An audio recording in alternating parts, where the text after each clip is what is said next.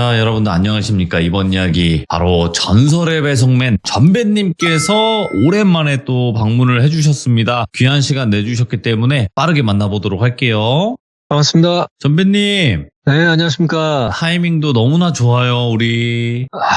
제가 이 시간 맞추려고 진짜 쇠가 빠지게 뛰어서 배송 맞추고 지금 차에 탔습니다. 너무너무 감사하고 너무 또 귀한 시간 내주셔서 이렇게 감사드리고요. 오늘 전배님이 찾아오신 또 이유가 있으실 거고 오늘 해주실 이야기 주제가 있을까 궁금하긴 합니다. 잠깐만요. 저 네. 프레임 좀 씌우고. 반갑습니다, 돌비님. 갈아 끼우셨네요. 예. 알겠습니다. 네, 오늘 주제가 어떻게 될까요? 의학의 경계선이라고 해볼게요. 의학의 경계선? 네. 알겠습니다. 제목부터는 일단은 어떤 건지 감이 잘 안 오는데 바로 확인을 해보도록 할게요. 렛츠가! 기대십니다. 전배예요!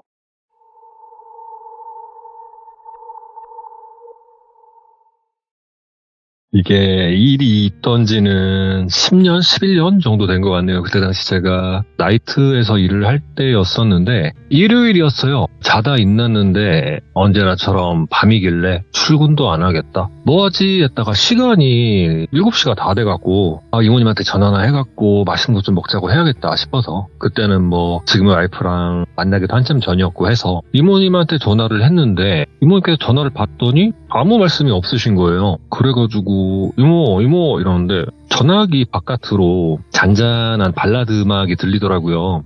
이게 저 같은 경우에는 이모님 신당 주변에 자주 가는 선술집이 있는데 전집이라고 얘기하는 게 더 나을 것 같긴 해요. 무슨 막걸리, 돌비 막걸리라고 해가지고 저희가 자주 가던 데가 있었는데 거기에서 발라드를 자주 틀어준 것 같아서 이모 혹시 돌비 막걸리 거기냐고 이랬더니 이모님께서 갑자기 네 이러시는 거예요. 예? 그래갖고 존댓말을 갑자기 이모 누구랑 같이 있어요? 통화하기 좀 그래요? 했더니 그래요. 그러시더라고요. 그래갖고 그래요? 알았어요. 같이 밥이나 먹을까 했더만 알겠어요. 맛있게 드세요. 이러고 전화를 딱 끊으려는데 이모님 전화기 바깥으로 웬 젊은 여자의 목소리로 누구야? 이런 목소리가 들리더라고요. 그러고 이모님께서 바로 손님 이렇게 얘기했는데 다시 한번 그 반대쪽에 있는 목소리로 에이 딱 봐도 아니구만 남자네 그지 이러더니 전화기를 팍 뺏는 소리가 들리더라고요.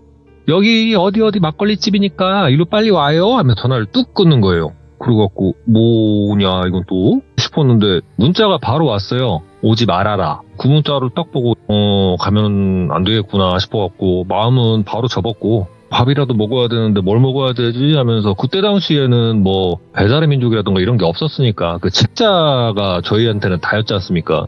집에 있는 책자 몇 개 꺼내가지고 뭐 먹을까 이러고 있었는데 다시 한번 문자가 띠링 울리더라고요. 올라면 빨리 와. 그 문자 딱 보고 에휴 그럼 그렇지 싶어가지고 바로 술 먹겠다 싶으니까 차는 안 끌고 가고 택시를 타고 바로 이모님이 계시는 그 돌비 막걸리에 도착을 했고요. 그냥 들어가기 조금 그래갖고 편의점에 가갖고 그 견디셔 2병 있잖아요. 그거 2병 사가지고 그 막걸리집에 도착을 했는데 막걸리집 도착했는데 아니라 다를까 저 끝에 보니까 이모님하고 좀 젊은 여성분 굉장히 이쁘장한 분이 계시더라고요. 이모님께서 저쪽에서 등을 지고 계셔갖고 제가 이모님 쪽에 얼굴을 싹 들면서 왔어요 이랬더니 제 얼굴을 쳐다보는데 못 볼 거를 쳐다본 것 마냥 사색이 되시는 거예요 이모님께서. 그래갖고 표정이 왜 그러신데? 빨리 오래매 이랬더니 야 내가 언제 이럴라다가 갑자기 이모님께서 맞은편에 있는 여자를 싹 쏘아보시는 거예요. 좀 불편해하는 것 같아서 언니 화장실 간사야 내가 그냥 오라고 문자 보냈다고 왜 못 볼 사이도 아니잖아 이러시는 거예요. 그래갖고 뭐가 불편해갖고 이모님께서 오지 말라고 했던 것 같은데 이 여자가 이모님 핸드폰을 빼들어갖고 문자를 나한테 했구만 이런 상황으로 비춰지긴 했었는데 뭐 그런다고 거기서 제가 뭐 어버버 탈 이유도 없고 그냥 봉투에 있는 거 견디셔 2개 꺼내가지고 하나씩 드렸어요. 이거 드시라고 지각한 것 같아갖고 하나씩 드린다고 했는데 갑자기 이모님 맞은편에 있던 그 젊은 여자가 제 손을 확 끌어가지고 본인 옆에다 앉히는 거예요. 그래갖고 와 얘 뭐야? 언니 나 얘랑 같이 살면 안 돼? 어머 얘 봐봐 어이구 야 너 몇 살이야? 누나랑 같이 살래?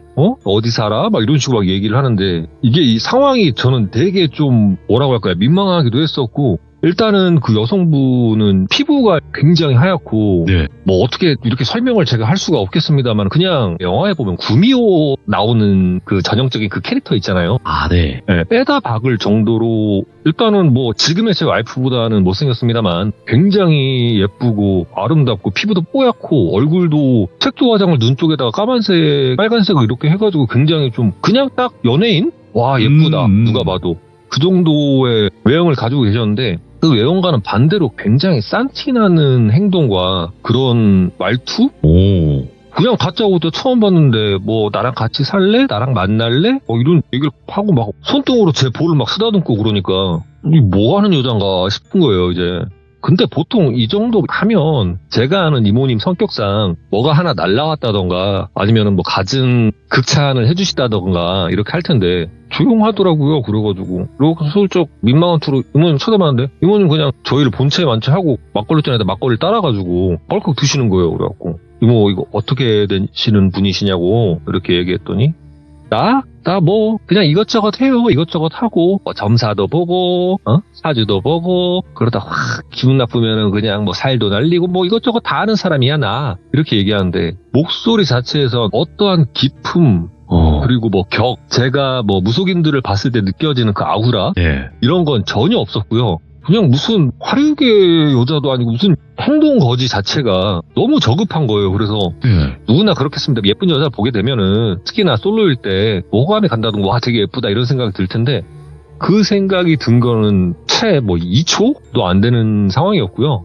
일단은 기분이 굉장히 나빴어요. 더러웠어요 느낌이. 그래가지고 그 여성분 옆에 계속 앉아있기가 조금 그래가지고 일어나서 저 담배 하나 피고 올게요 하면서 밖으로 나갔는데 나가서 담배 하나 피우고 놀란 가슴 좀 진정을 시켰죠. 이거를 제가 지금까지 설명드린 게 제가 그 막걸리집을 가서 한 30초도 안 되는 시간 동안 일어난 거예요. 갑자기 땡겨서 씨 앞에 앉히더니 뭐 이런 말 저런 말 다 하고 혼이 나간다는 게 이게 바로 혼이 나간다는 느낌이더라고요. 딱 놀란 가슴 담배 피우면서 딱 진정시키고 다시 들어와서 저는 자연스럽게 이모님 옆으로 앉았고요. 이모님 옆에 앉자마자 이 여성분은 갑자기 야 너 여기 앉아 내 옆에 앉으라고 하면 손바닥으로 테이블을 탁탁 치는 거예요.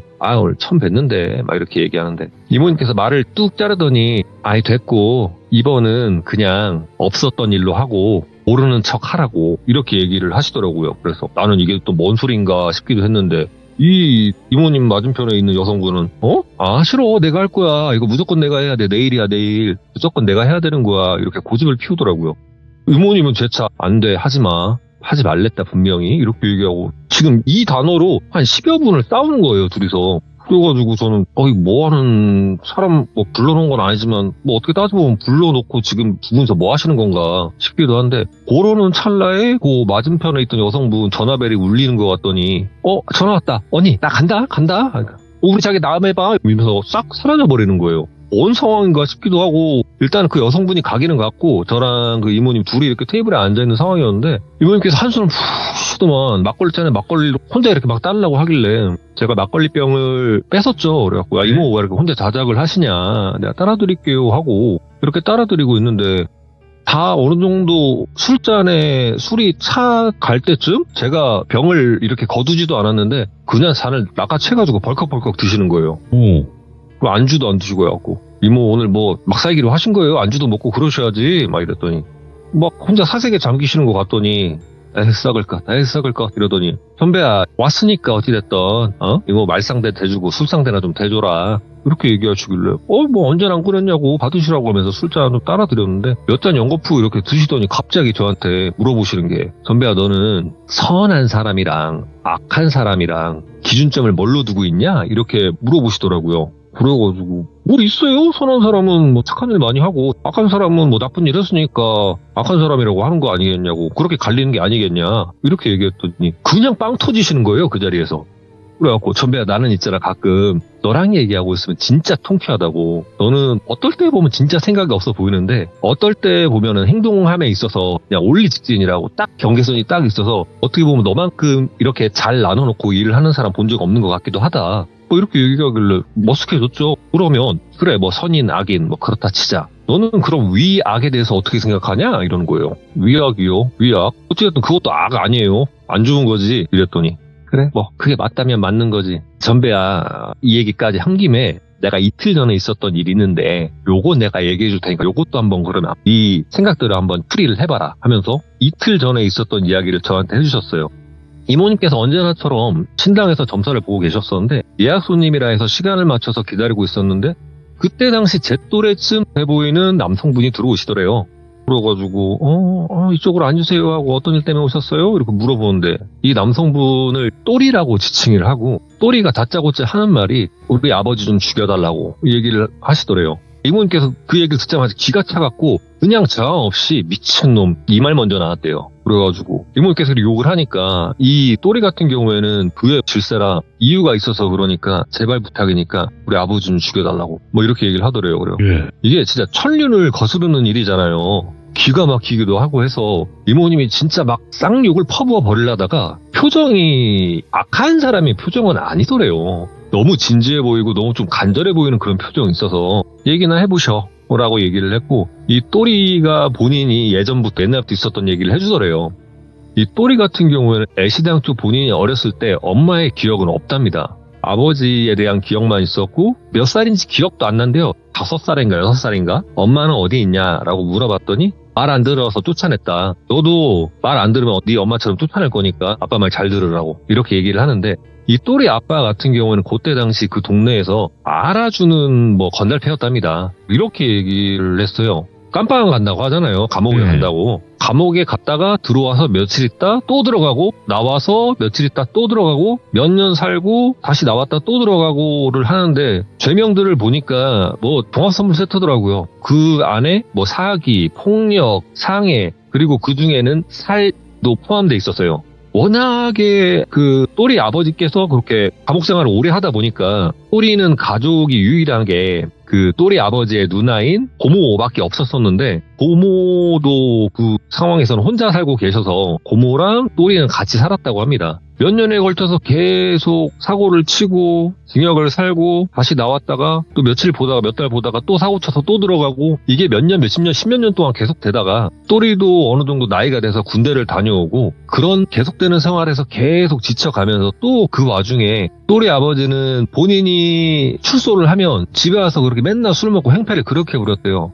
그 행패를 부리면서도 본인의 친누나인 고모에게 폭행도 서슴지 않았고 또리가 일을 하면서 어느 정도 월급이라던가 이런 걸 받아오면 그걸 며칠 날 받는지도 어떻게 알았는지 와갖고 돈 내놓으라고 내가 너 이만큼 키워냈으니까 돈 내놓으라고 나도 좀 받아야 되지 않겠냐 돈을 그냥 싹 가져가 버리더래요. 그래서 그때까지는 아무리 그래도 이 또리가 본인 아버지니까 사고를 치고 그런다 한들 아버지니까 라는 생각을 그렇게 하고 있었는데 어느 날 일이 터진 게 또리 아버지가 술을 엄청 많이 먹고 또리와 또리 고모가 살고 있는 집에 온 거예요. 네. 와갖고 다짜고짜 술 더 가져와라. 야 또리 돈 가져와. 나 술 먹어야 되니까 막 이렇게 얘기하더래요. 그러니까 또리가 아버지 술 그만 드셔라 하는데 이 술이 취한 또리 아버지가 빰사다구를 갑자기 팍 날리더래요. 또리한테. 그러고 내가 낳아서 키워줬으면 내 말을 들어야 될 거 아니냐고. 야 빨리 나가서 소주랑 안주 사와. 이렇게 얘기를 하는데 듣다 또리가 아버지에게 화를 낸 거예요. 아버지 그만 좀 하시라고. 이렇게 맨날 술 많이 드시고 사고치고 언제까지 그러실 거냐. 이렇게 얘기를 했더니 다짜고짜 또리 아버지가 또리를 폭행을 시작을 하더랍니다. 그냥 뭐 뺨을 때리고 이렇게 정신 차리라고 꿀밤을 때리라는 이런 체벌적인 폭행이 아닌 진짜 죽으라고 때리는 이었다고 하는데 그때 당시 이모님께서 들은 걸 저한테 그대로 설명을 해주셨을 때 본인의 머리와 본인의 배를 마치 축구공을 전력으로 차올리듯 죽어라고 밟았다고 해요. 본인이 그렇게 맞고 있는데 밖에서 일이 있어서 잠깐 나가셨던 고모가 들어와서 몸을 날리면서 막았대요. 때리지 말라고 해. 왜 때리냐고. 하나밖에 없는 아들을 왜 때리냐고 하는데 이 또리 아버지가 이번에는 고모를 하더랍니다. 또리가 일어나서 어떻게든 고모 말리고 아빠를 말리고 해야 되는데 지 몸이 이미 만신창이더래요. 몸에 힘이 하나도 안 들어가더래요.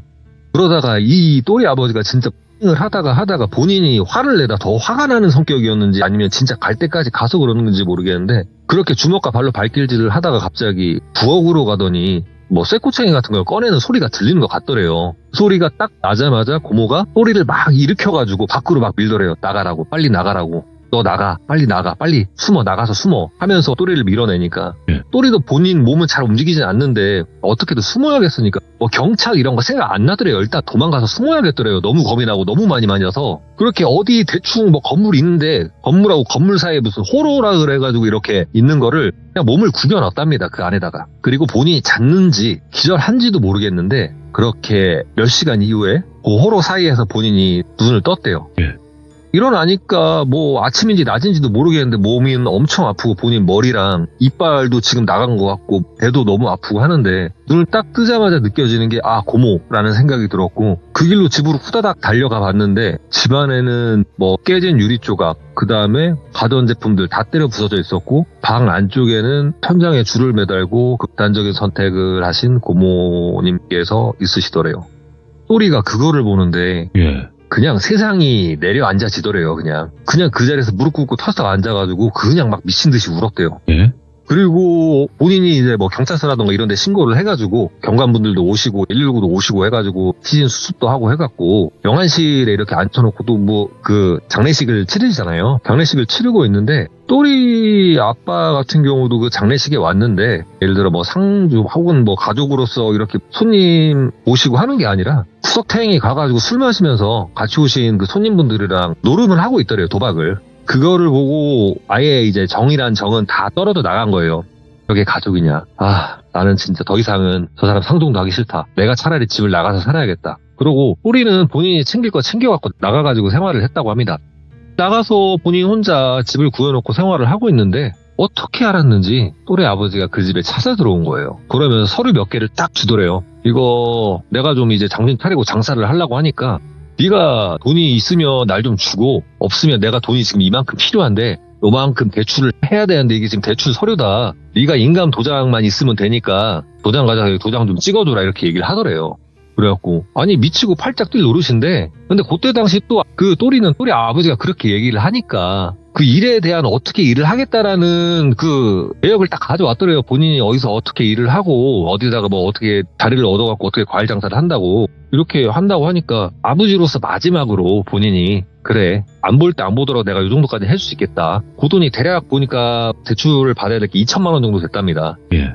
마지막이다. 자식된 도리로서 이것까지 내가 해주겠다 하고 그 서류에 도장을 찍었대요. 예. 뭐 또래 아버지가 그때 막 고맙다고 하면서 본인이 열심히 이거 꾸려 나가서 나중에 우리 뭐 큰 집에서 같이 살자 뭐 이런 얘기를 하길래 뭐 그럽시다. 네? 알았어요 아버지 화이팅 하세요 하고 아버지는 가셨고 그 뒤로 뭐 몇 개월 동안 또리도 또리의 위치에서 일을 하면서 역할을 하고 뭐 이렇게 잘 지냈는데 3개월 딱 지났을 때 집으로 이상한 딱지들이 막 날라오더래요. 뭐 무슨 은행 이런 건 아니고 뭐 사금융 막 이런 데 있지 않습니까? 대부라고 부르는 그런 데에서 독촉장이 날라오더래요. 온 것만 대충 계산을 해봤는데 6천만 원이 넘더래요. 또리는 미치고 팔짝 뛸 노릇이죠. 내가 해준 게 2천만 원이었는데 예. 이 6천만 원은 뭐고 이게 당장 온 게 이거고 그 뒤에 혹시 또 있는 게 아닌가 이런 생각에 진짜 잠도 안 오더래요. 근데 그 생각이 진짜 무색하리만큼 맞더랍니다. 며칠 지나니까 또리가 사는 집에 이상하게 생긴 까무잡잡하고 덩치가 큰 아저씨들 둘이 오더래요.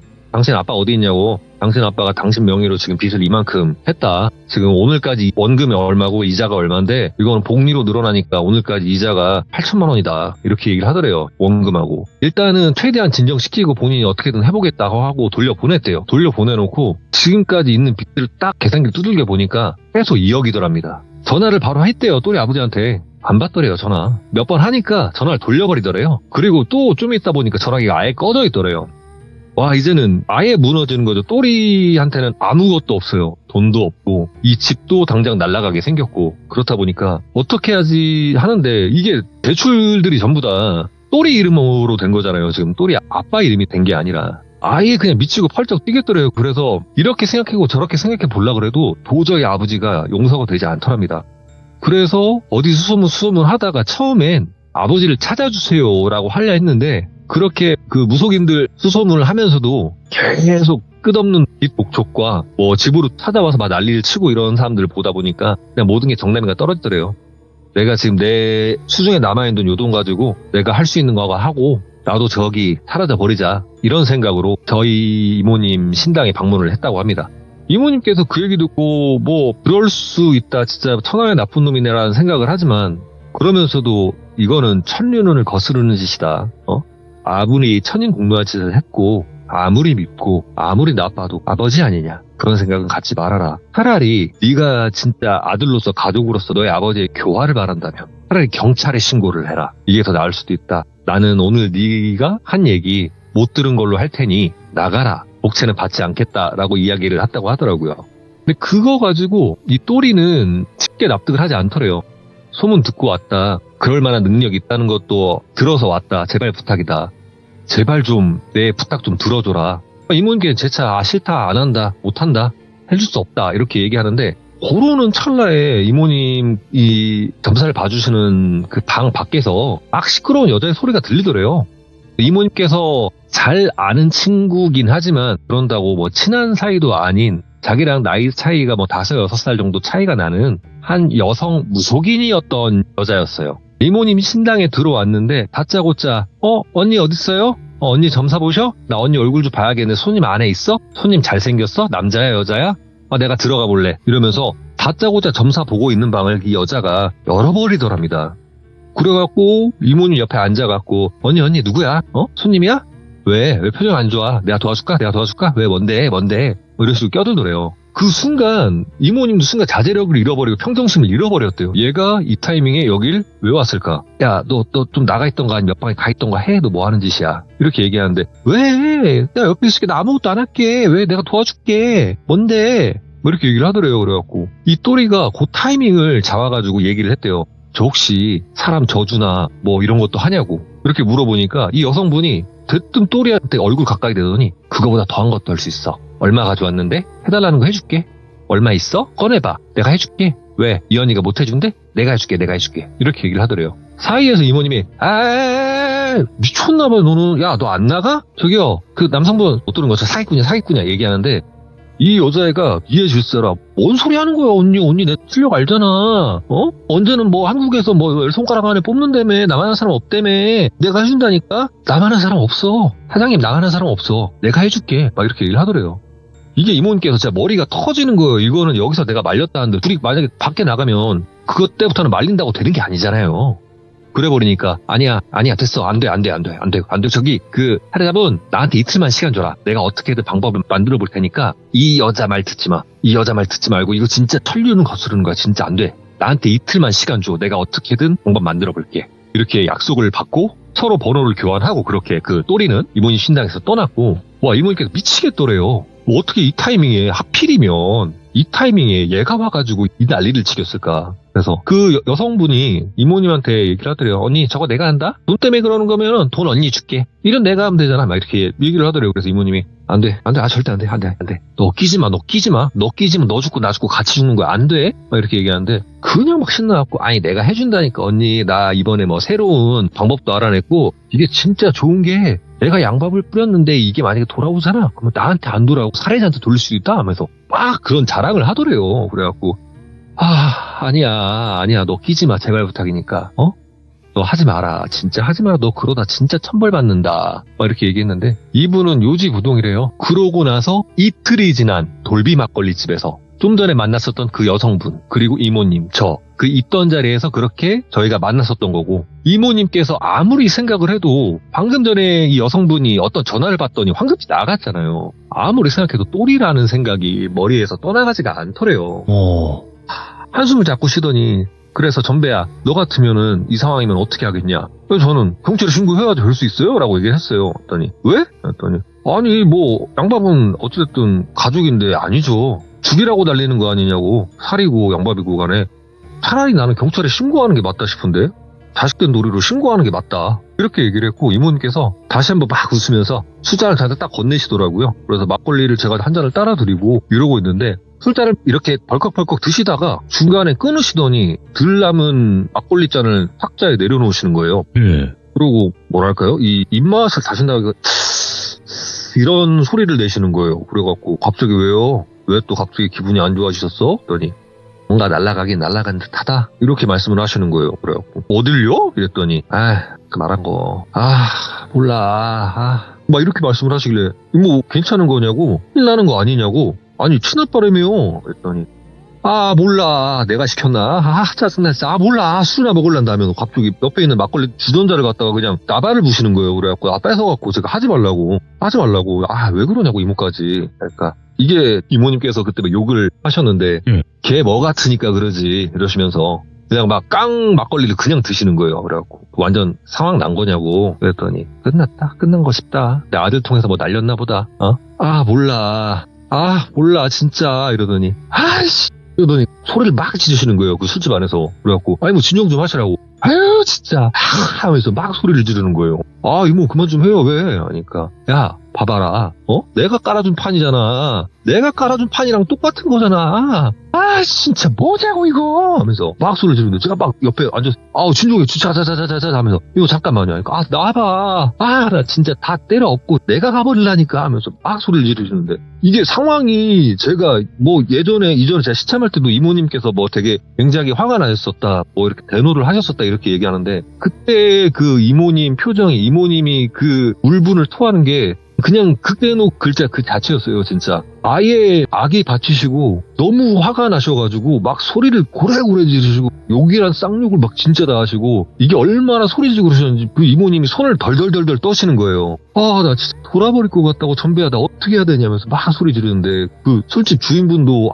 좀 어떻게 안 되냐고 총이 안 되냐고 저도 옆에서 죄송합니다 이렇게 얘기를 하는데 아예 막 진짜 거의 막 경기에 가까운 상황으로 소리를 막 지르는 거예요. 내가 이래서 안 한다 그랬는데 내가 이래서 안 한다 그랬는데 왜 점수해줘가지고 저 새끼 데리고 와갖고 저 새끼가 일치르게 만드는 거냐고 이 썩을한 신놈들아 하면서 그러면서 막 소리를 지르시는데 얼마나 했을까요? 한 20분? 30분? 그렇게 고래고래 소리 지르시고 술집 주인분도 저희 이모님께서 무속인이라는 것도 알고 하시고 뭐 몇 년 동안 왔다 갔다 하셔도 친분도 있으신데 본인이 장사도 해야 되는데 답답스럽잖아요. 이러지도 저러지도 못하고 그냥 좀 약간 걱정스러운 표정으로 보고만 계시다가 이모님도 그렇게 막 악쓰고 울고 막 소리 지르고 그러시다가 조금 어느 정도 이제 사그라 드셨나 보더라고요. 저도 옆에서 계속 알아주고 이모 진짜 제발 부탁이니까 조금 삭히시라고 얘기를 하는데 어느 정도 이게 사그라 드셨는지 소리 지르는 게 점점 잦아들더니 누가 봐도 이거 내가 짠 판이잖아. 누가 봐도 내가 만든 판이잖아. 나 억울해서 살겠냐고.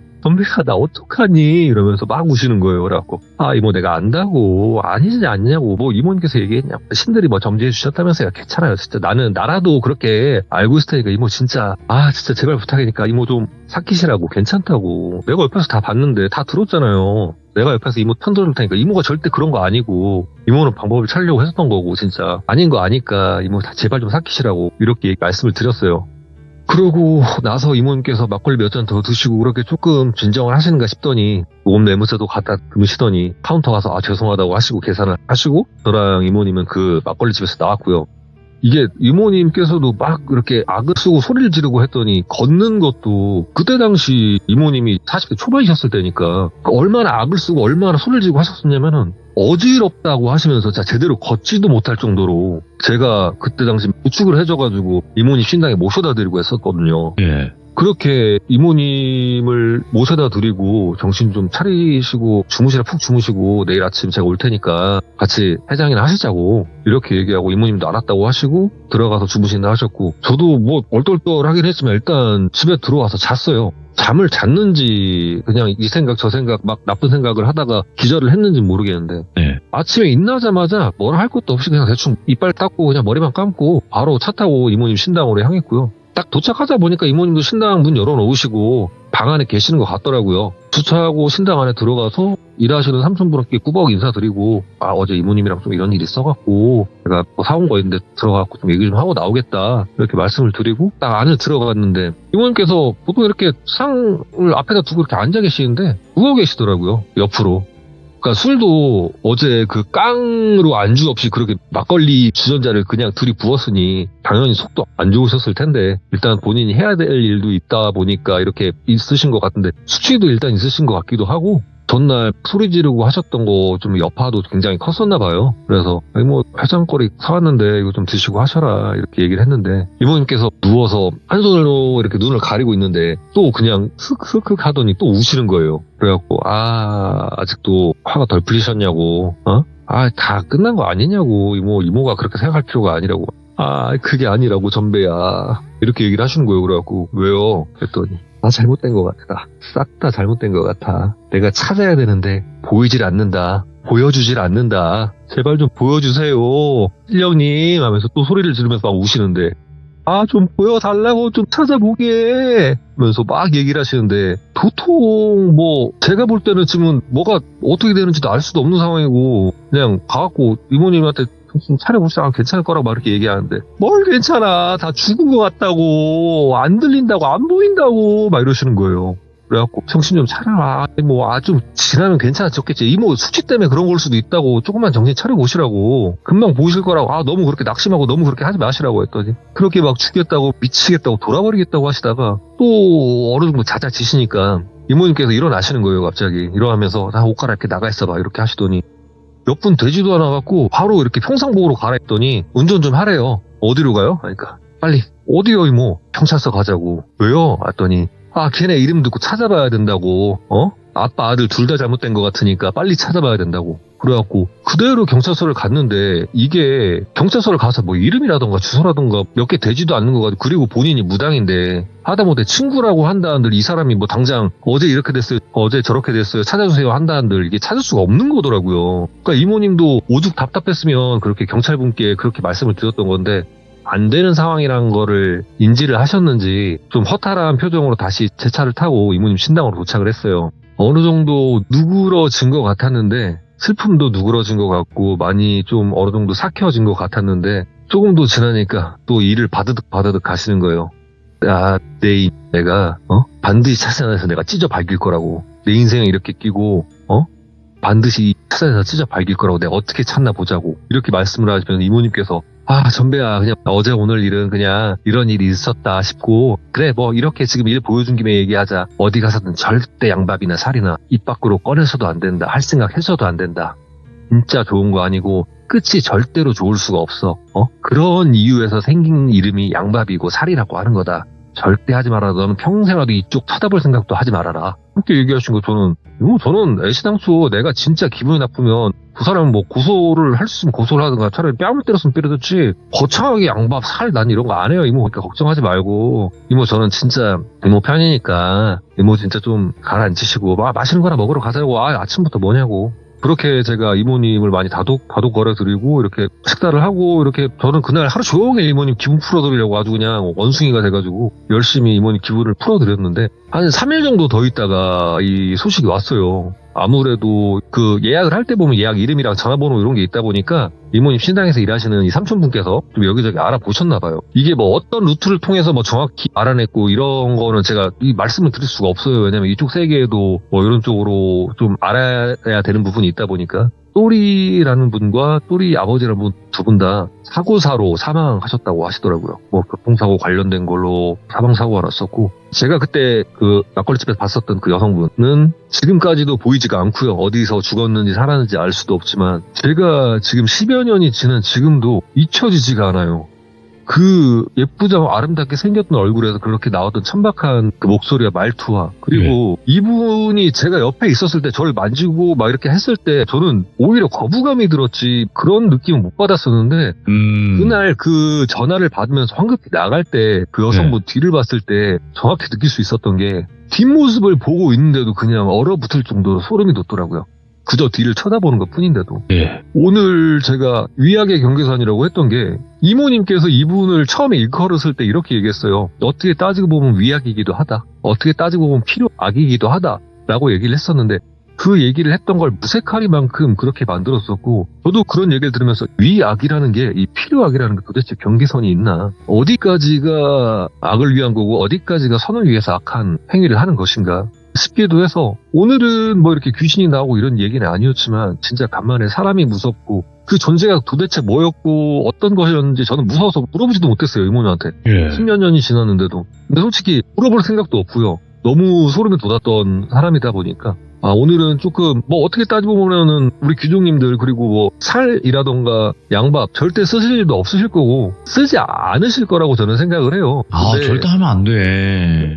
근데 어느 분야에나 그리고 어떤 사람들도 좋은 일을 겪다가도 안 좋은 일을 겪고 본인이 어느 정도 나락으로 갔을 때 그런 안 좋은 생각도 가끔씩 하게 되는 경우도 간혹 있다고 합니다. 그럼에도 불구하고 양밥 살이라는 거는 본인도 파멸의 길로 이끄는 거예요. 내가 돈이 있으니까 이걸로 보내면 되라고 생각하지 마시고 그게 본인에게 되돌아올 때도 꼭 생각하시고 절대 해서는 안 되는 거라 생각하시고 오늘 제 이야기 기억해 주셨으면 좋겠습니다. 아, 근데 진짜로 양밥, 그러니까 저주 같은 걸 할 때는 그 사람의 무덤과 내 무덤을 같이 만들어 두라고 했어요. 맞아요. 네. 두 개의 진짜. 무덤을 준비해야 된다 그랬거든요. 그 말은 즉슨 그 사람들과 내가 다 피해를 본다는 거예요. 이게 양밥이라는 것도 무속인들끼리 그리고 귀신도 가끔 살을 날린다고 하잖아요. 맞죠. 예. 보통 맞으면 네. 그 날린 사람이 이긴 거고 맞은 사람이 진 거라고 생각할 수도 있겠는데 방어만 하는 걸로써 그 살이 몇 배로 증폭이 돼서 그 살을 날린 돌아가지. 자에게 되돌아간다고 합니다. 맞죠. 예. 그리고 간혹 안 좋은 무당들, 진짜 갈 때까지 간 무당들은 애시당초 그 살을 날릴 때 귀신을 부려서 그 살 자체가 되돌아올 때 나한테 안 돌아오고 이 살해를 나한테 했던 살해자한테 날아가게끔도 한대요. 본인은 피해를 안 입으려고. 네. 진짜 이런 것도 있으니까 진짜 오늘 제 얘기 좀 귀 담아서 맞죠. 살인한 양밥은 그냥 이렇게 얘기해주는 얘기 속에서 나오는 거라고만 생각해 주셨으면 좋겠어요. 네. 아, 그걸 또 실제로 하는 사람들이 있으니까 이게 또 문제가 될 수 있는 건데, 그래도 전배님께서 들려주시는 그 메시지는 하지 말라니까 절대 하지 않으시는 걸 추천드리고, 다시 한번 전배님 어려운 시간 내주셔서 감사드립니다. 아유, 아닙니다. 고생하셨습니다. 네, 다음에 또 뵙겠습니다. 다음 주에 뵐게요. 네. 자, 전배님께서 오늘 들려주신 이야기도 정말 또 사람도 무섭고 이런 일들이 실제로 있어요, 여러분들. 우리 이야기 속에서만 나오는 게 분명히 아니기 때문에, 그래서 항상 저희 방송에서도 말씀을 드리고, 양밥은 해서도 안 되고 의뢰 뭐 궁금해서 한번 물어보는 것도 안 됩니다. 절대 하시면 안 되는 거 다시 한번 말씀드립니다. 감사합니다.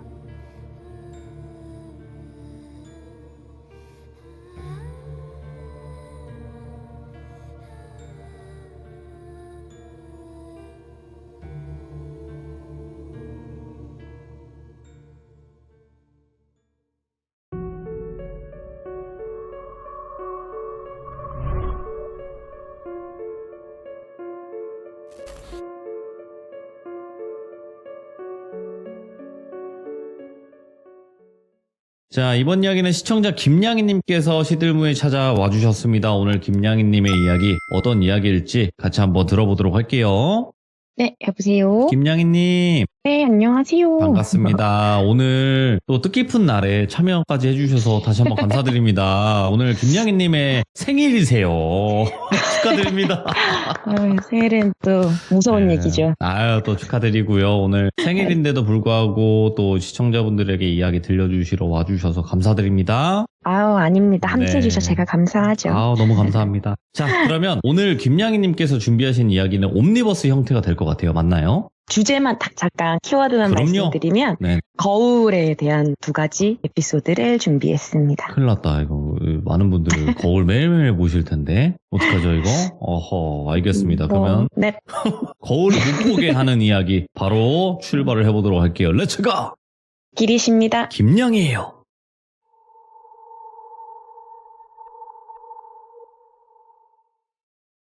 첫 번째 이야기, 두 번째 이야기 다 오늘은 20대 때 있었던 일이 될 텐데요. 첫 번째 이야기는 당시 제 친구 중에 오컬트 같은 걸 아주 좋아하는 친구가 있었어요. 공포물을 좋아하신 분은 또 좋아하시지만 또 공포 영화가 뭐 몇백만 돌파했다 그런 건 되게 좀 희소한 것처럼 좀 매니아틱한 건 있잖아요. 그러다 보니까 얘 주변에서도 그런 얘기를 들어주는 건 또 저밖에 없었던 것 같아요. 그렇다 보니까 뭐 공포 영화 보러 같이 가자고 하면 가지고 그랬었는데 제가 공포 영화도 보고 무서운 이야기도 다 들어도 지금까지 한 번도 한 적 없는 게 흉가 가는 거랑 강령술이거든요.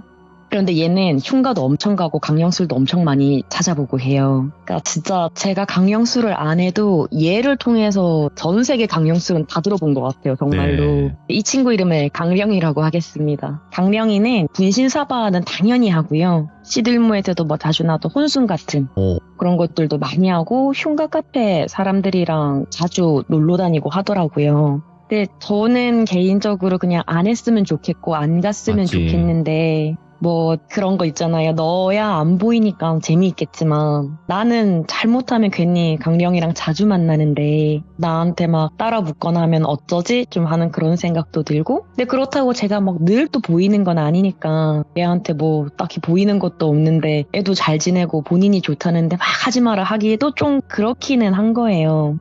그래서 그냥 나한테만 피해주지 마라. 너 혼자 즐겨라. 이렇게 있다가 여름방학이 딱 되고 대학생 때였거든요. 이때가. 그래서 거의 못 보다가 강령이가 본인 집에서 애들이랑 놀자고 하더라고요. 그래서 친구들이랑 갔는데 저는 강령이 집을 그때 아예 처음 가봤어요. 그래서 알고는 있었는데 얘가 제가 생각한 이상인 게 무슨 주술용품 같은 거 있잖아요. 네. 막 무두교 같은 그런 느낌에다가 방울, 부채 그냥 이런 걸 방에 막 장식품처럼 달고 있더라고요.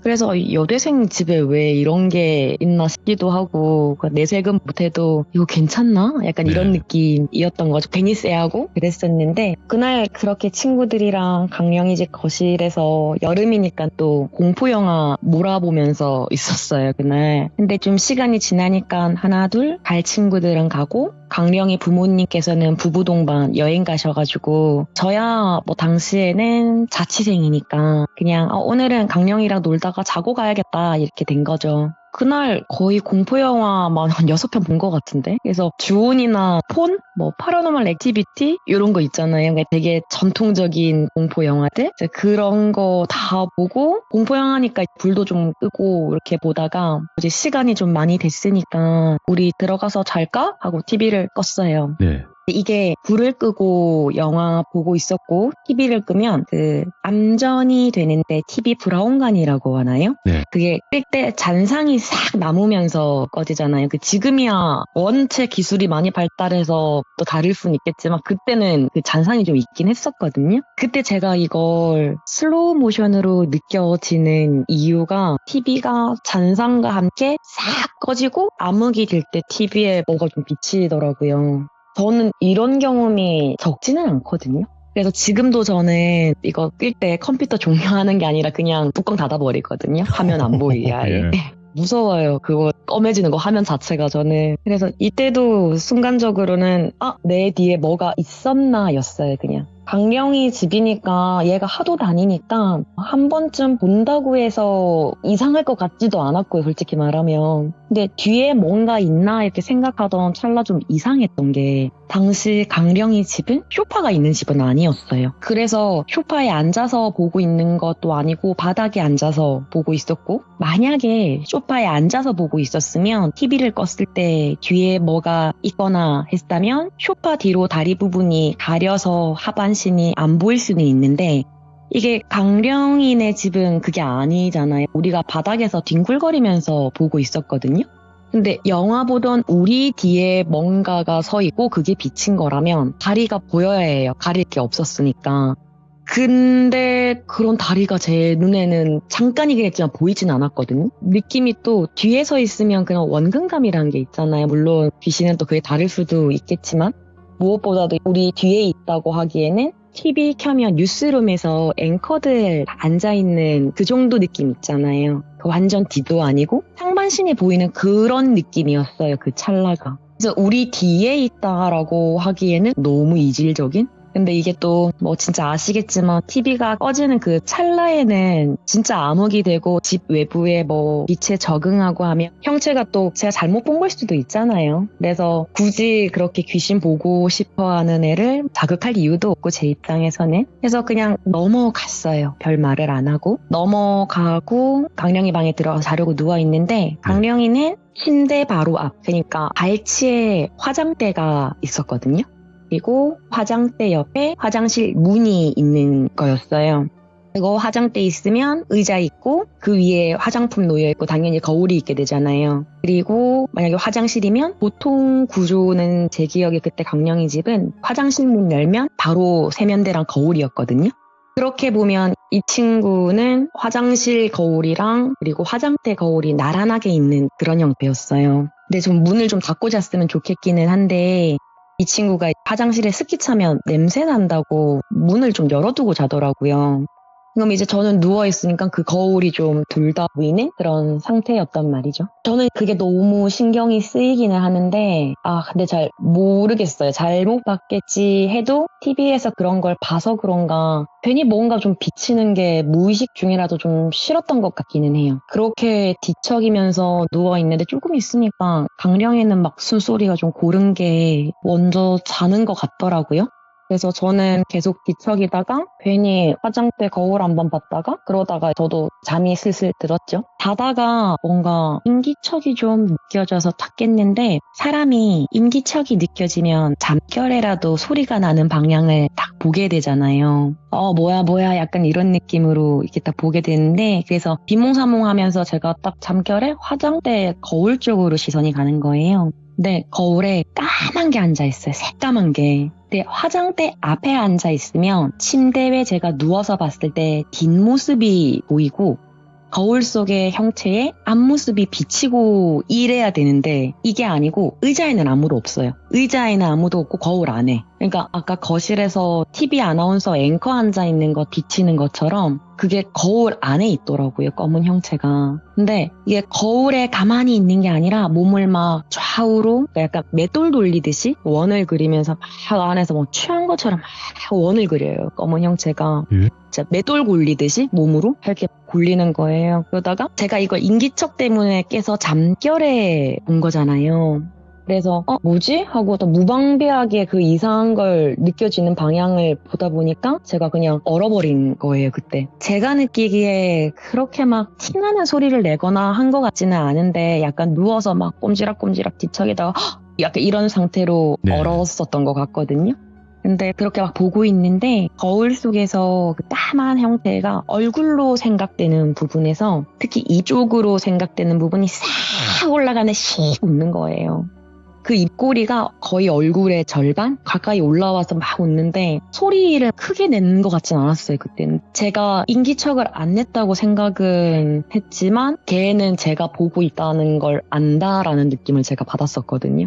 근데 까만 그림자가 입만 보이고 그런 느낌으로 웃다가 점점 거울 안에서 뒤로 막 멀어져요. 싹 작아지는데 그러다가 옆에 화장실이 있었잖아요. 그 화장실 거울로 쑥 상체가 나와서 이러고 다시 화장실 거울 들어가고 화장대로 다시 넘어오는 거예요, 얘가. 그거를 얘가 계속 반복을 해요. 진짜 너무 기괴했어요, 얘 모습 자체가. 화장대에서는 나오지는 않는데 화장실에서는 꼭 그 3D처럼 상체를 창문 밖으로 내미는 느낌으로 거울에서 이렇게 나온단 말이죠. 그걸 애가 반복하다가 제가 무서워한다는 걸 좀 알았던 것 같아요. 그래서 화장대 쪽 거울에서는 이전까지는 아까 말씀드린 앵커 느낌, 증명사진 찍은 팔까지만 보이는 그 느낌으로 앉아서 있다가 제가 좀 무서워한다는 걸 느꼈다라고 그걸 인지한 다음부터는 얘가 막 우리 너무 웃기면 옆 사람 치고 책상 막 두드리고 하는 것처럼 얘가 막 자지러지게 웃는 거예요. 그 거울 안에서. 근데 지금 생각하면 솔직히 좀 약오르거든요, 그 모습이. 근데 그때는 그냥 무서워서 눈 딱 감고 그냥 자자였어요. 근데 잠은 당연히 안 오죠, 제가. 눈을 감고 있다 보면 우리 기차 타고 가다가 해 들어오면 눈앞에 환한 것처럼 해 뜨는 게 막 느껴지잖아요, 안 자고 있으면. 그래서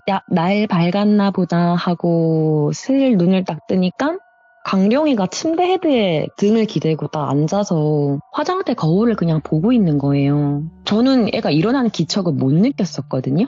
그러고 앉아있으니까 내가 저거 놀래가지고 야 언제 일어났어? 강령이가 야 저 거울 이상하지 않냐? 이러는 거예요. 저는 이 친구한테 내가 가끔 때 맞으면 보이기도 해 이런 말을 한 적은 없었어요. 그래서 별말은 하지 않고 그냥 왜? 했죠. 솔직히 내가 본 거가 같은 걸 봤나 싶어서 기대하는 마음에 물어보기는 했는데 네. 강령이가 야 나 드디어 본 거 같아 이러는 거예요. 예? 그래서 제가 진짜 거의 용수철처럼 팍 일어나가지고 누워있다가 제가 본 걸 얘한테 먼저 공유할 생각은 없었고요. 그래서 흉가나 강령술 그렇게 좋아하는 친구니까 얘가 뭘 봤기는 한가 보다 이런 생각을 한 거죠. 내가 뭘 본 건지 조금 진짜 욕심내면 나랑 같은 걸 봤다라는 말을 듣고 싶었던 건데 결론부터 말씀드리면 저랑 같은 걸 본 건 아니에요. 근데 강령이가 본 건 화장대 앞에 의자 위에 앉아있는 여자 뒷모습이에요. 저는 의자에 앉아있는 건 못 보고 거울 안에만 봤었거든요.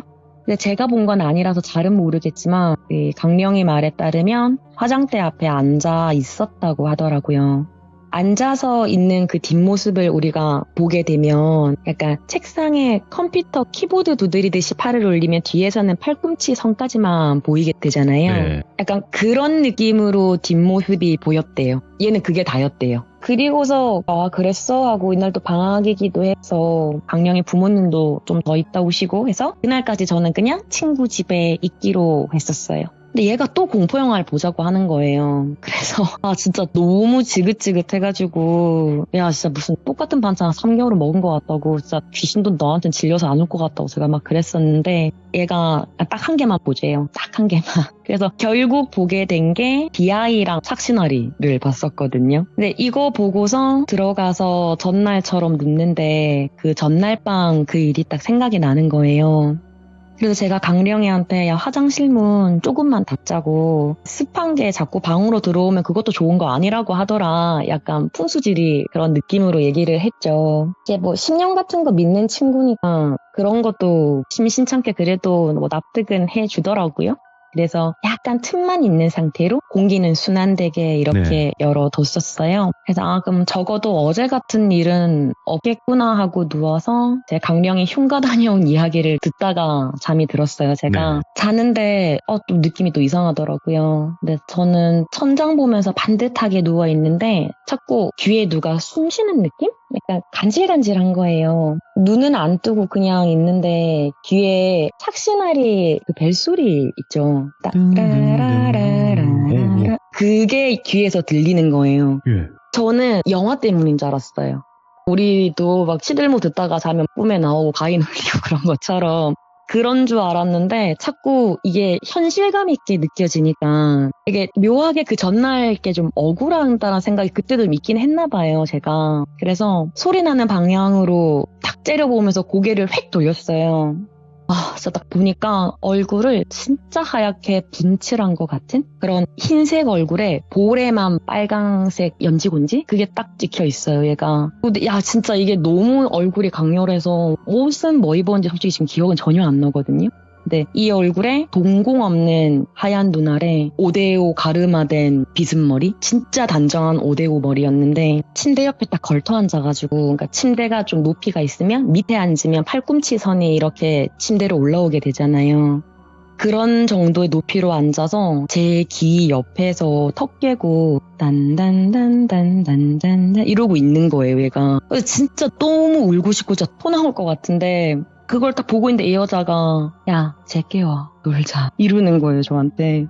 진짜 제가 한 번도 시들모에서 향유욕을 해본 적은 없는데 그러니까 이러면서 벌떡 일어나서 야, 불 켜 김강령 이랬거든요. 근데 얘도 깊게 자고 있지는 않았는지 엄청 빠릿하게 일어나서 불을 탁 켜주는 거예요. 근데 얘가 저를 보는 게 아니라 화장대 의자를 딱 보고 있더라고요. 그래서 너는 화장대는 또 왜 하니까 어제 화장대 앞에 앉아있던 여자 또 봤다는 거예요, 얘가. 근데 그 여자 나인 것 같아 이래요. 무슨 말이야? 이랬더니 꿈에서 강령이가 꿈을 꿨는데 자기랑 제가 자고 있는 모습을 방 천장에서 보고 있었대요. 약간 굳이 표현하자면 유체이탈 비슷한 그런 느낌인 것 같아요. 근데 위에서 보는데 전날 본 그 여자가 화장대 앞에 똑같은 자세로 앉아 있더래요. 근데 다른 점은 위에서 보고 있으니까 어제는 뒤에서 봐서 안 보였던 거울을 보고 있는 거울 쪽에 있는 모습을 위에서는 보이게 된 거죠, 얘는. 네. 그러니까 그걸 봤다고 하길래 제가 야, 비친 거겠지, 그 사람이 비친 거겠지 거울 안에 이랬더니 얘가 아니래요. 앉아있는 사람이랑 거울에 있는 사람은 다른 사람이래요.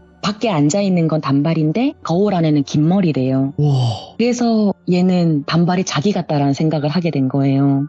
그래서 그걸 가만히 보고 있는데 거울 속에 있는 여자가 점점 희미해지더니 아마 제가 생각하기엔 제가 뒤로 점점 멀어졌다고 얘기를 했었잖아요. 근데 이 친구는 희미해졌다라고 표현을 한 것 같대요. 만약 유사한 걸 본 거라면. 그래서 조금 있으니까 화장실 약간 열려있는 틈으로 비집고 막 기어 나오더래요, 그 여자가. 그래서 걔가 제가 자고 있는 옆에까지 기어와서는 귀에 대고 뭐라 하더래요. 그러다가 제가 욕하면서 깨우는 소리가 들리고 현실이었대요, 얘는. 그래서 제가 강령아 어쩐지 귀가 간지럽더라. 진짜 네가 하도 귀신귀신하니까 왔다 간 거 아니야? 이런 식으로 얘기를 했었거든요. 그러면서 야 화장대 앞에 있는 게 왜 너 같대? 그냥 단발이라서? 이러니까 강령이가 나 거울 앞에서 매일 밤 분신사바 했거든 이러는 거예요. 이제 그 말 들으니까 맥이 쫙 빠지면서 진짜 얘 별걸 다 한다 싶은 거예요. 이렇게까지 나한테 결국 이 경험을 시켜주는구나. 제가 보고 들은 걸 다 말하지는 않았는데 강령이한테 거울 앞에서 그런 거 하지 말라고. 사실 화장실 문 닫으라고 한 거 발밑에 거울에 2개나 있으니까 뭐 괜히 오싹하고 무섭고 그래서 그랬다고. 이 친구가 그 이후로 했는지 안 했는지는 모르겠어요. 근데 제 말을 들었을 것 같지는 않아요. 왜냐하면 그 이후로도 흉가 계속 다녔고 예. 뭐 특별히 우리가 알고 있는 그런 뭔가 아픈다거나 뭐 그런 일도 겪지도 않은 것 같고요. 많죠.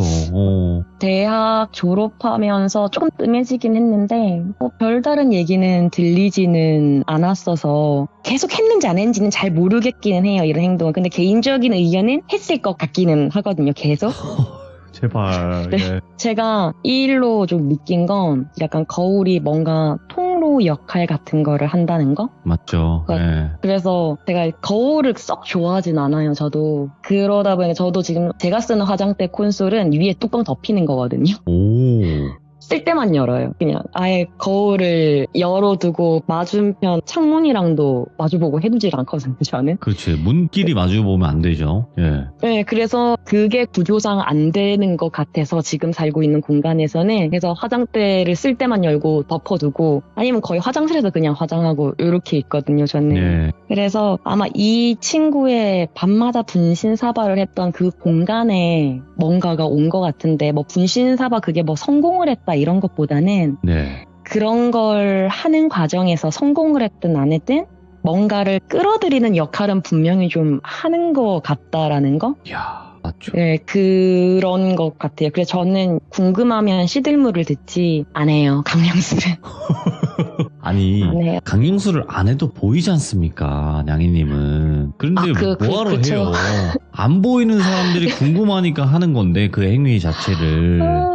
하지 마세요. 너무 약간 이상해요. 그러니까 걔들은 정말 좋아하는 것 같아요. 그런 이게 걸. 그건 것 같아요. 귀신을 한 번만 딱 보는 거면 재미로 어떻게 할 수 있겠는데 한 번 보기 시작해서 계속 보면 그때 어떡할까? 그죠? 그럴 수도 있어요. 정말 많은 얘기들에서 그렇지만 그게 시작이 될 수도 있어요. 야. 흉가 한번 잘못한 거, 강령술 한번 잘못한 거. 그러니까요. 그러면 혹시 이번 이야기 말고도 또 있나요? 네, 두 네. 번째 이야기도 바로 시작하도록 하겠습니다. 시기마다 좀 다르겠지만 대학을 졸업할 무렵이 되면 다들 고민되는 압박이 취업이잖아요. 대학 친구 한 명이 계속 채용 떨어지고 하는 그런 상황이었어요.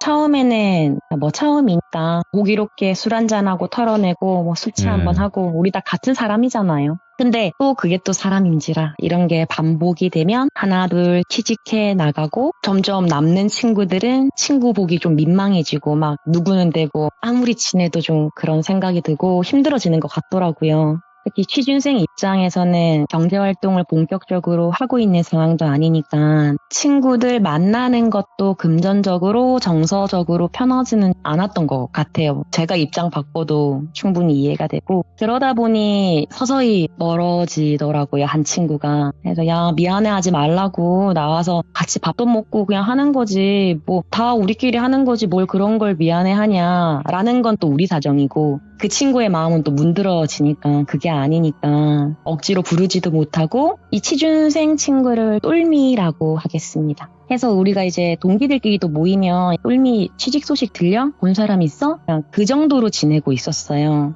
근데 그러다가 언제 친구가 전화가 와서는 야 똘미 소식 들었니? 이러길래 뭐가? 취직했어? 이랬더니 입원했다는 거예요. 네. 그래서 깜짝 놀래가지고 동기들 연락해서 시간 맞는 친구들끼리 연락받은 날 저녁에 병원으로 갔어요. 갔는데 똘미 부모님이 계시더라고요. 근데 부모님이 똘미가 친구를 보기 싫어한대요. 우리들을. 네. 저희가 뭔가 얘를 괴롭히고 관계가 깨지고 그건 아니고요. 이게 취준생일 때 그 마음 똑같은 그 이유 때문이에요. 본질은. 그냥 친구들 보면 오히려 마음 복잡하다는 거. 그리고 지금도 병원에 있기도 하고 그래도 병문안 온 친구들인데 얼굴을 안 보나 너무하다라는 생각이 들 수도 있겠지만 똘미가 입원을 한 건 스스로 극단적 선택을 한 걸 네. 똘미 부모님께서 연락이 너무 안 되니까 자취방에 가셨다가 발견하고 이송된 거라서 똘미 입장에서는 좀 보여주기 싫었었던 것 같아요. 그런 모습 자체를. 충분히 전 좀 이해를 하고 있는 부분인데 그래서 그날은 그냥 똘미 부모님만 제가 뵙고 돌아갔고요. 친구들끼리. 근데 당시 입원하기 전부터 해서 애가 자꾸 뭐 이렇게 피하고 저렇게 피하고 하니까 못 본 지가 너무 오래됐잖아요. 그래서 저는 좀 매일 병원에 갔었어요. 그냥 조금이라도 볼 수 있을까 싶어서. 그래서 한 3, 4일은 계속 안 본다 했는데 그래도 5일? 6일? 그때 되니까 이제 잠깐 보겠다고 하더라고요. 그래서 들어갔더니 애가 제 눈을 막 똑바로 못 보길래 야, 네가 무슨 죄 졌냐고 그냥 부끄러웠던 것 같아요, 이 친구는. 근데 저도 그때 막 취직을 한 상황은 아니었거든요. 근데 저는 좀 졸업 자체를 아직 계속 공부를 좀 하고 있는 상황이었는데 그러다가 옆에 앉아가지고 야, 괜찮냐? 나한테 연락하고 좀 위로도 받고 또 해보고 하면 되지. 뭘 이렇게까지 했어. 좀 다독이기도 하고 다그치기도 하고 이야기를 하는데 똘미가 너무 힘들다고 하더라고요. 무기력하다고. 대화를 하면서 애를 봤는데 링겔 꽂고 있고 팔 쪽에 흉터가 좀 장난이 아닌 거예요. 그래서 너 이거 다 뭐냐 하니까 얘가 그 시도가 이번이 처음이 아니었던 것 같아요. 그래서 그 말 들으니까 좀 참담하더라고요. 저도 공부하는 학생이고 이 친구에 대해서 뭘 책임져 줄 수 있는 상황은 아니지만 그래도 마음은 돈을 쓰는 건 아니잖아요. 돈이 드는 것도 아니고요. 그래서 그냥 잘하겠거니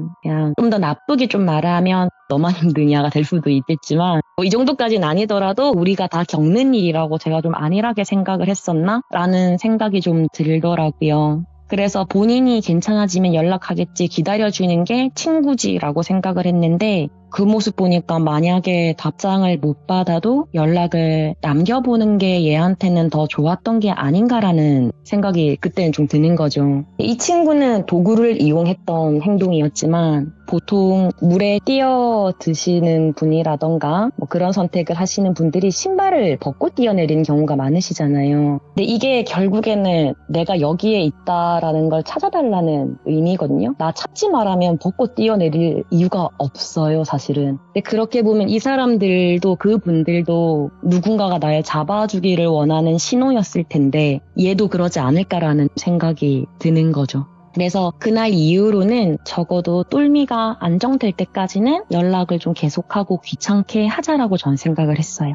부모님은 걱정되시니까 네. 똘미 보고 자취하지 말고 들어오라고 본가에. 근데 애가 또 나이가 20대 중반 졸업반이고 취업해야 되고 하니 부모님 눈치 보기엔 또 싫은가 봐요. 안 가려고 하더라고요. 그래서 제가 자주 연락드리겠다, 자주 만나겠다 안심시켜드리고 제가 똘미랑 똘미 자취방으로 퇴원을 하고 똘미 퇴원 수속을 받고 네. 가게 됩니다. 그 이후에 똘미 자취방은요, 현관 딱 들어가면 원룸이니까 크지는 않아요.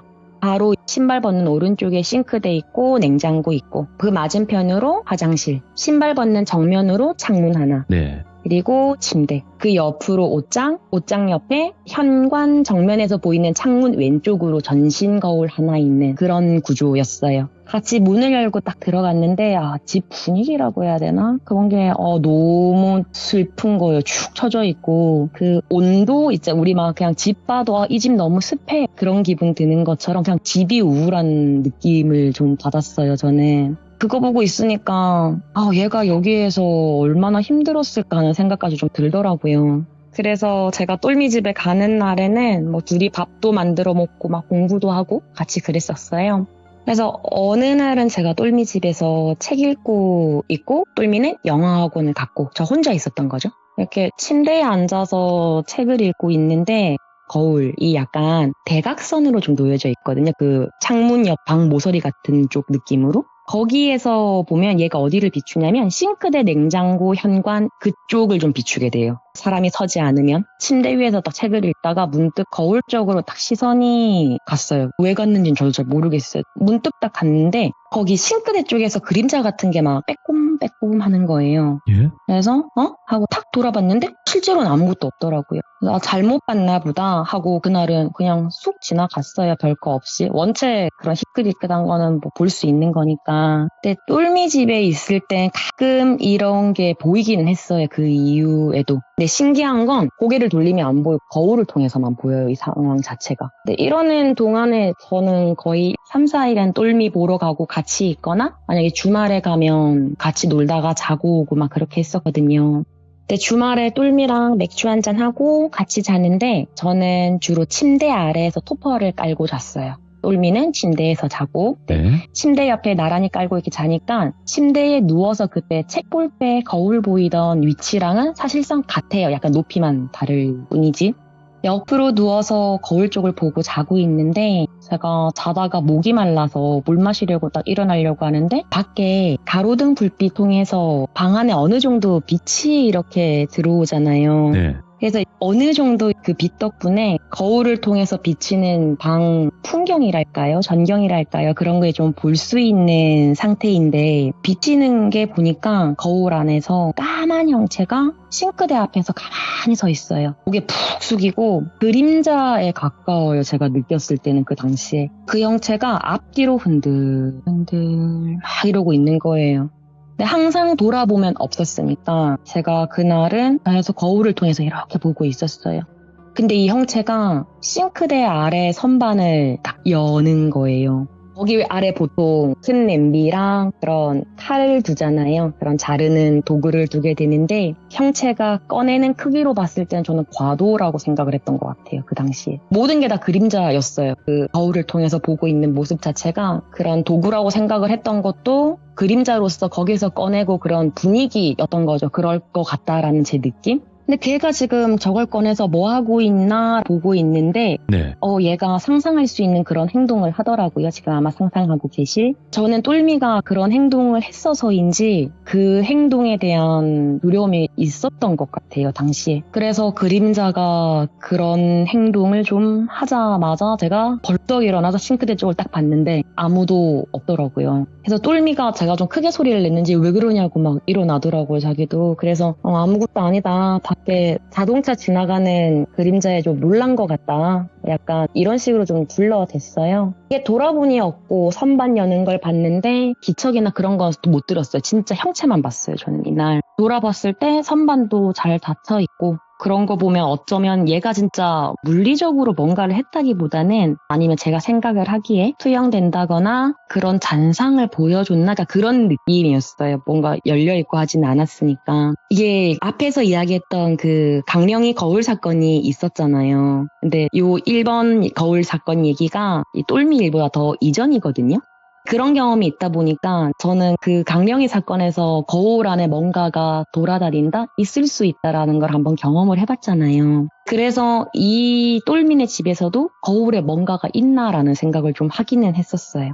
또 이 이후에 똘미네에서 자는 날이 있었는데 요 날은 똘미랑 같이 침대에서 이야기하고 놀다가 잠이 든 날이었거든요. 근데 저는 원체 잠기도 예민하고 지금도 저는 잘 때 이어폰 끼고 자야 돼요. 그리고 옆에서 같이 자는 사람이 조금만 뒤척여도 좀 깨는 편이라서 통잠 이런 게 진짜 기억도 안 나거든요. 언제쯤 네. 자봤는지. 이 시기 때도 전 좀 마찬가지였는데 눈 뜰 때마다 거울에 그렇게 눈이 가는 걸 보면 어쩌면 저도 뭔가 좀 무의식 중에 의식은 하고 있었던 것 같기는 해요. 오늘 이렇게 말씀드리려고 생각을 하다 보니 그렇게 막 거울을 보는데 그날도 거울이 딱 보이더라고요. 침대에 같이 잔 날. 근데 항상 싱크대, 냉장고, 언저리에서 보였는데 딱 눈 뜨면 거울에 비치는 방향이 있잖아요. 근데 그날은 거울에 아무것도 안 보이는 거예요. 이게 왜 그러지? 라고 생각을 해보니까 정확히는 우리가 옷을 입고 코디 막 볼 때 괜찮나? 이런 거 볼 때 거울 앞에 가까이 서잖아요. 네. 그렇게 뭔가가 가까이 있는 것처럼 검정 형체가 거울을 꽉 채우고 있어서 싱크대 쪽이 안 보이는 거예요. 예.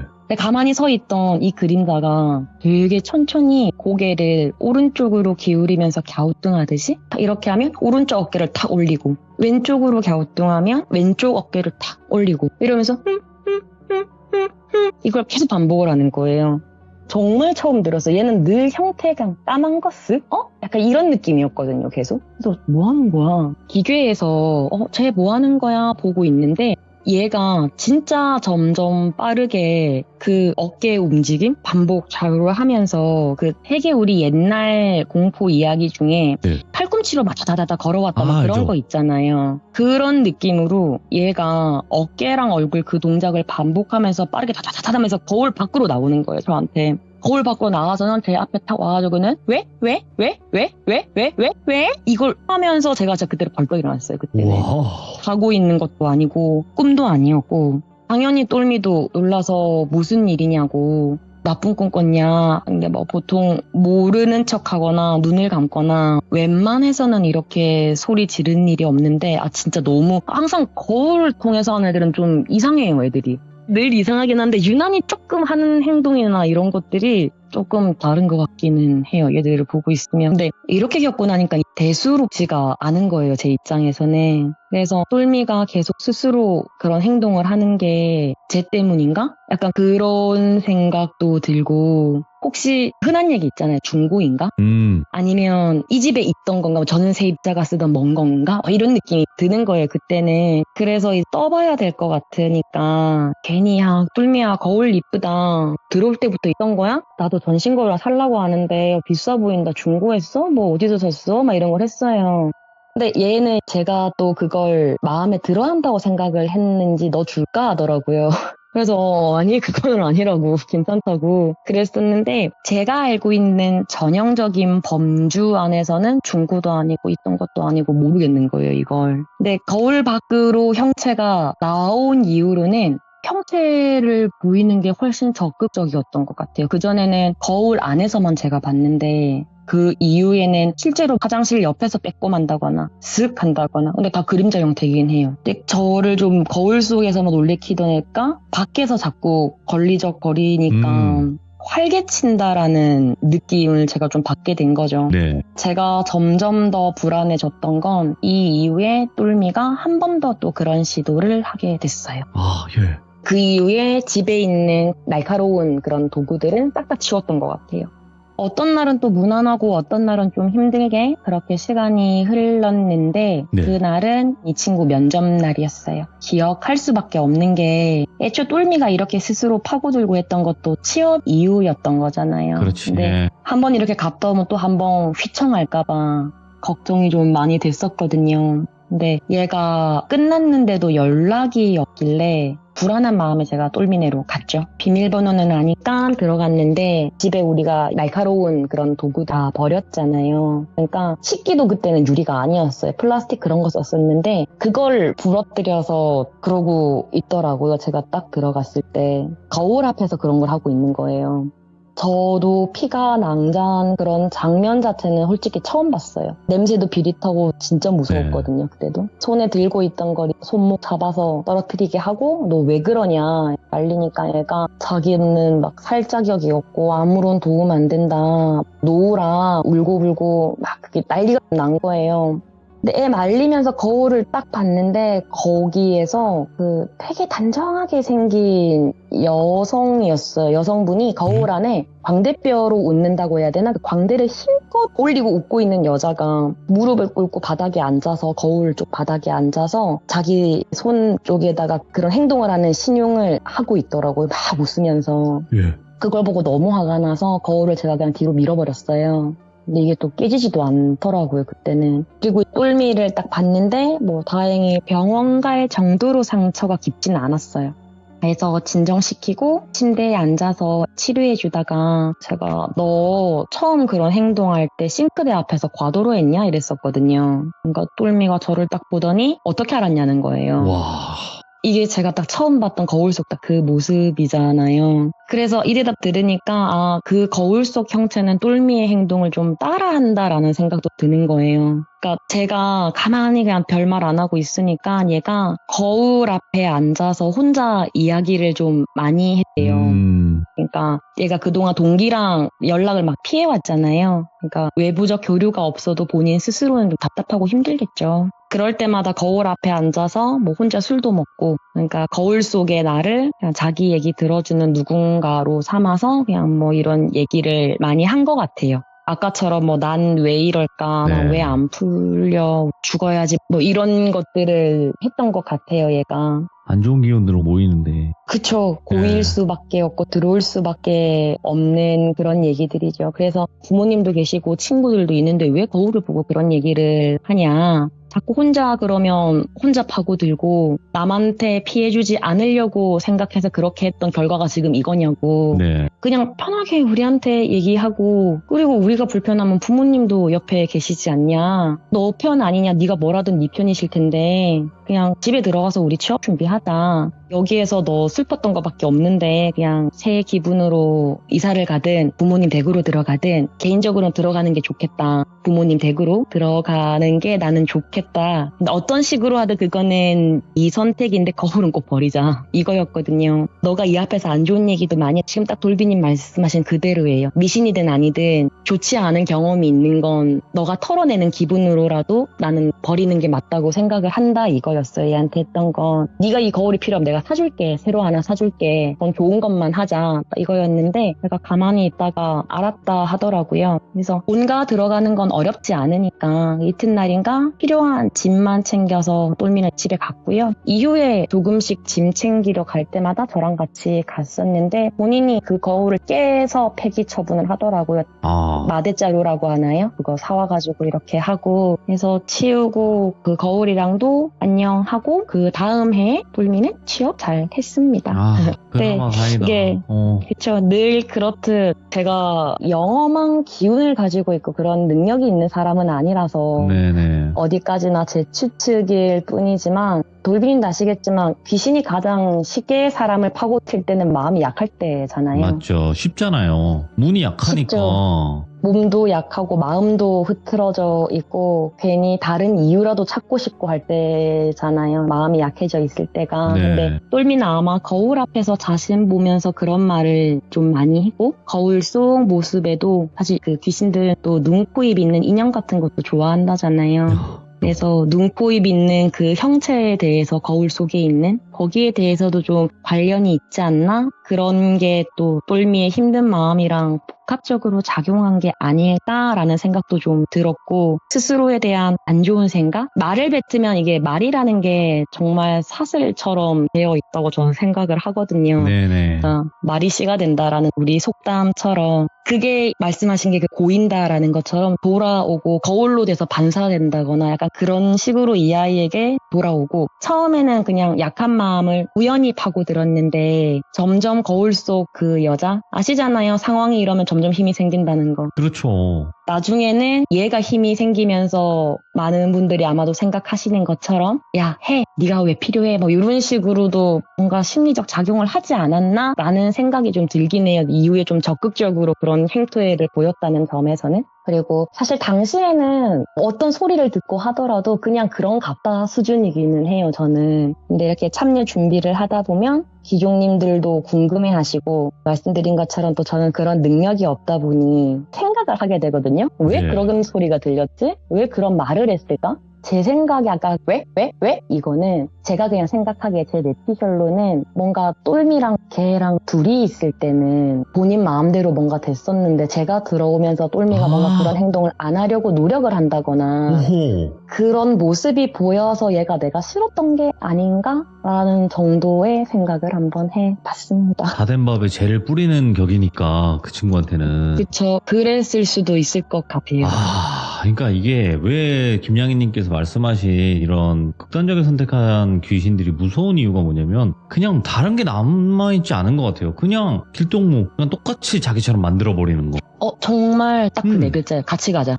같이 가든가 가, 그게 아니면 다예요. 네. 그냥 똑같이 나처럼 이렇게 선택을 하게 만드는 그냥 그 이유로만 맞아요. 살아가는 것 같아요. 귀신이어도. 거기에 자기가 뭐 때문에 그런 선택을 했는지도 잘 안 남아있는 것 같아요. 제가 보기에는 그냥. 그러니까 많은 그게 걸 벌 보진 받는 않았지. 걸 수도 있어요. 왜냐면 자신의 목숨을 함부로 끊는 것만큼 큰 죄가 없다고 하잖아요. 맞아요. 계속 그럴 수도 그렇게 반복하면서 있네요. 그러고 있는 건 아닐까. 그래서 또 한편으로는 좀 불쌍하기도 하고 그런. 그래도 느낌인 나쁜 건 것 같아요. 나쁜 거예요. 그렇죠. 절대 그거를 귀신이어도 옹호할 생각은 없습니다. 네, 절대 없습니다.